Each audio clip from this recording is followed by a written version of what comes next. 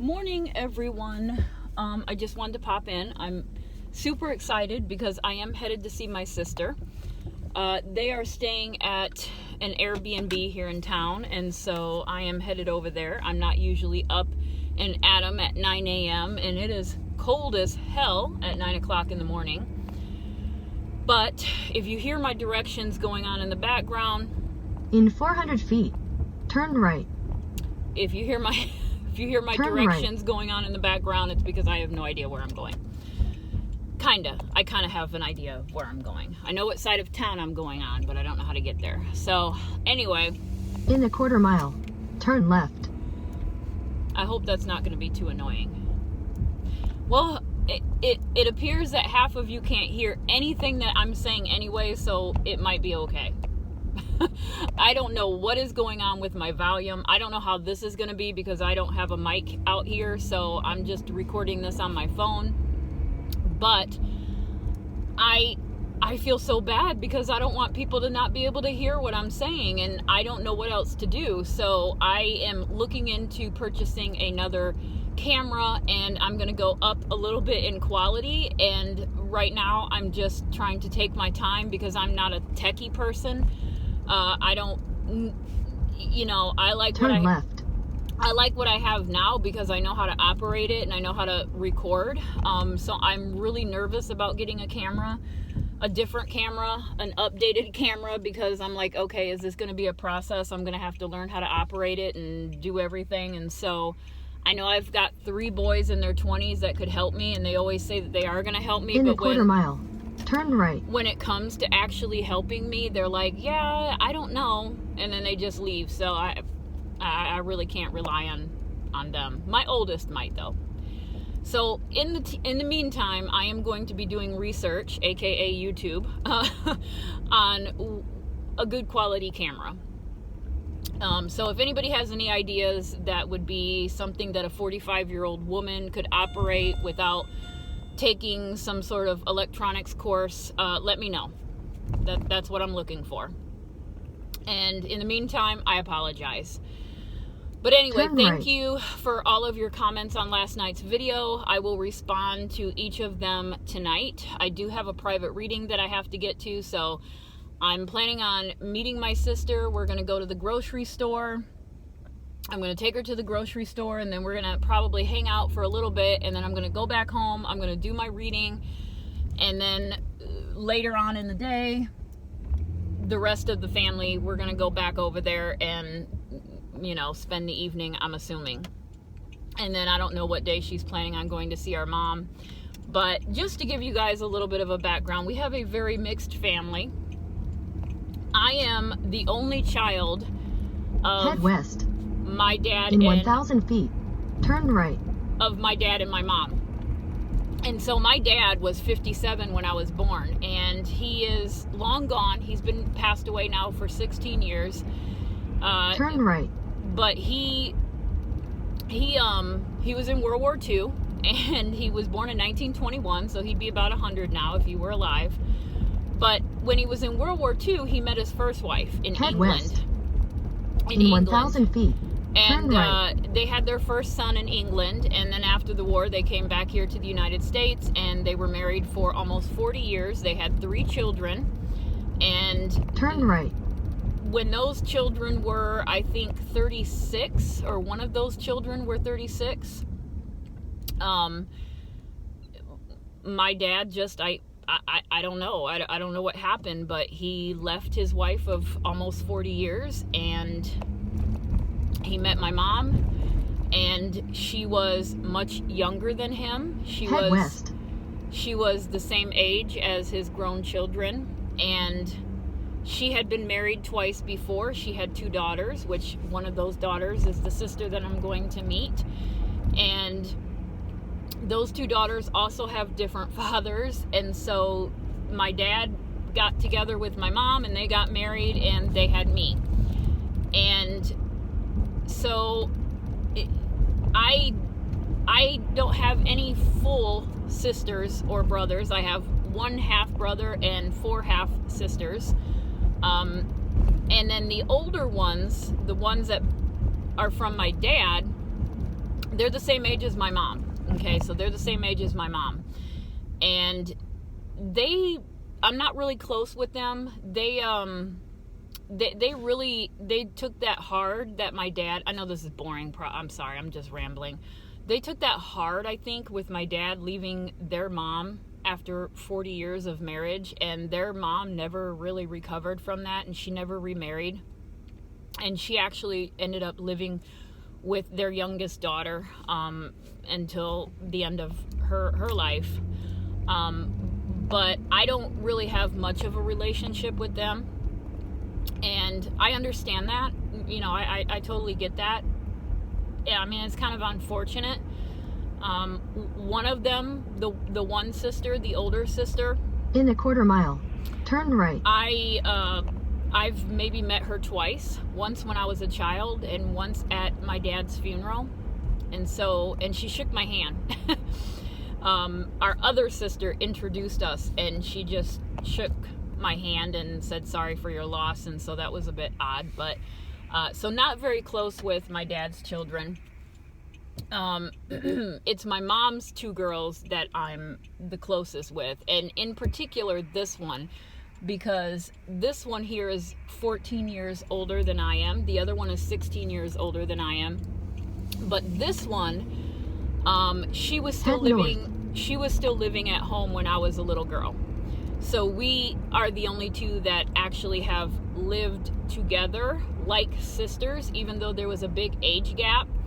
I remember one time when she was like 16 or 17, I must have been, I don't know how old enough to know I wanted to go along with her. But I remember her going to, at that time, it was Kmart. Kmart was the big thing. And it was in the next town over, because we're from a small town. So she was going to Kmart, and I remember just being so frustrated. Quarter mile, turn left. I remember being so frustrated that she wouldn't take me, and I was so mad. And I went into the bathroom and I shut the door, and I'm just crying my eyes out and crying and begging her, like, please take me to Kmart, please take me with you. And she didn't, but she ended up buying me something, and she brought it back. So that's kind of the relationship that we had, and you know, we've remained close. Turn left, then turn right. We've remained close throughout these years. And so even the other one, the one that's 16 years older than me. Head north. In a quarter mile, continue straight. We've gotten closer as we've gotten older. So that's a little bit of the background. So us sisters that share the same mom, we are the ones that are dealing with, you know, our mom at this point. And I'm the only one that's in this area, even though I live an hour away from my mom. Continue straight. I'm the only one in a driving distance to be able to do anything. So yeah, so that's a little bit of my background.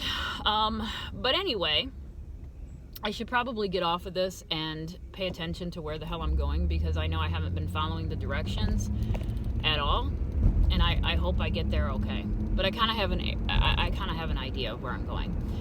But anyway, I did watch Captain Kurt's video last night. Most of it. I think I maybe have like an hour left. I got into about 3 hours of it. The part where I left off was with Perplex QT was ripping Megan a new one. I think that's where I left off. And I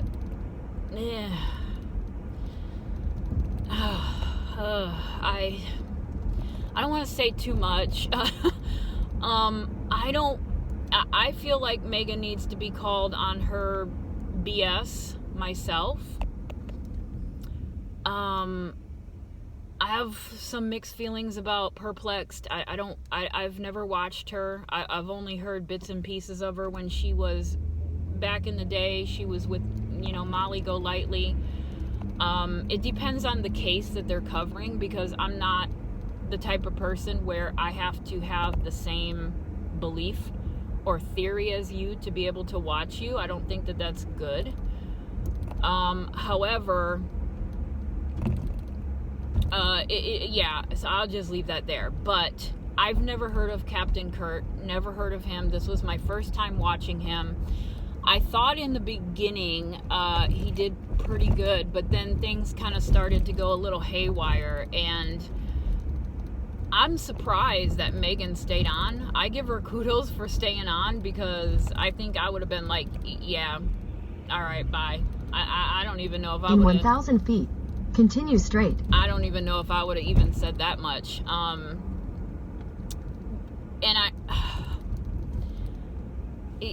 But again, I think that she does need to be called on her stuff. You know, I mean, she does contradict herself, and I do like that they attempted to keep her on... Continue straight.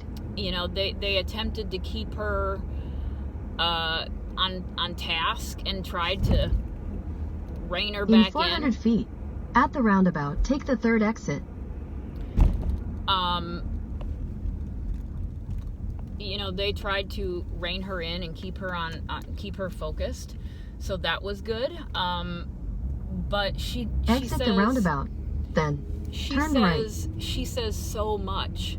Turn right. One of those things where you have to just watch her and have pen and paper at hand and just write down. In 1,000 feet, turn right. And just write down some of the things that she is saying and some of the contradictions, because it is odd that she is so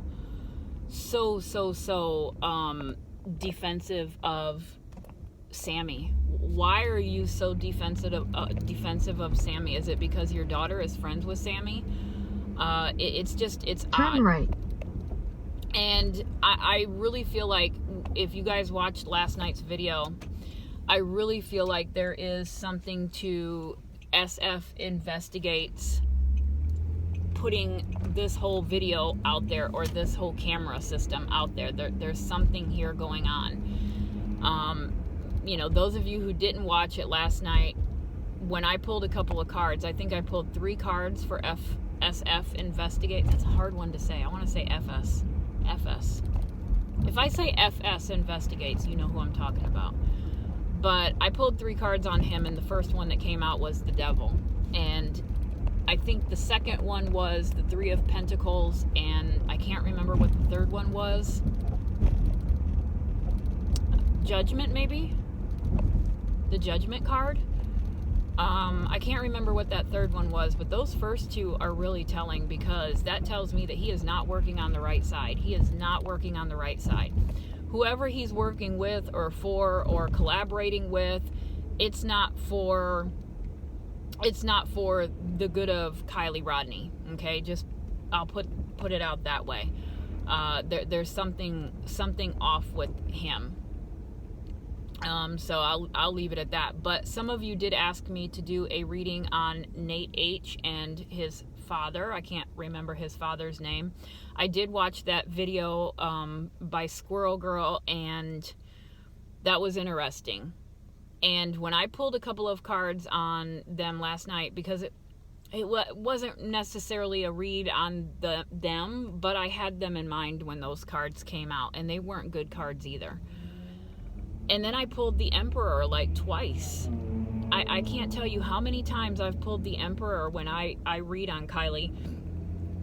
When I read on Kiely Rodni's case. So there's something going on. It reminds me, I know a couple people have been comparing this whole Truckee Way thing. Oh, that's another thing. When Kurt asked Megan last night about the Truckee Way, I generally believe that she didn't know what the hell he was talking about. Based on her response, I don't think she knew what the hell he was referring to. I think she misunderstood, and she starts talking about the kids partying. She's like, or the teens, the teens. She was like, well, yeah, we have, outdoorsy people, and in the wintertime people party on the inside, and in the summertime people party on the outside, and I guess that's the Truckee Way. That's kind of how she responded. And so she genuinely, to me, did not know what the hell the Truckee Way was. So maybe it's not as pertinent as we are all thinking. Maybe some people are aware of it and some people aren't. Maybe you have to be part of that clique to be really truly aware of it. you know, there's that. So I don't know, but I don't think she knew what the hell that was about. And you'll have to go back and listen. I don't know the timestamp or anything, but he does ask and she responds, and yeah, she didn't know. But it is weird. The whole thing is weird. But anyway, guys, I'm going to get off of this because I'm getting close and I want to pay attention to where the hell I'm going. And I'm just rambling at this point. So I just wanted to touch base with you guys, and I will be doing a reading on Nate H. and his father, and we will see what comes up. So you guys have a wonderful day, and I will talk to you guys later. Bye.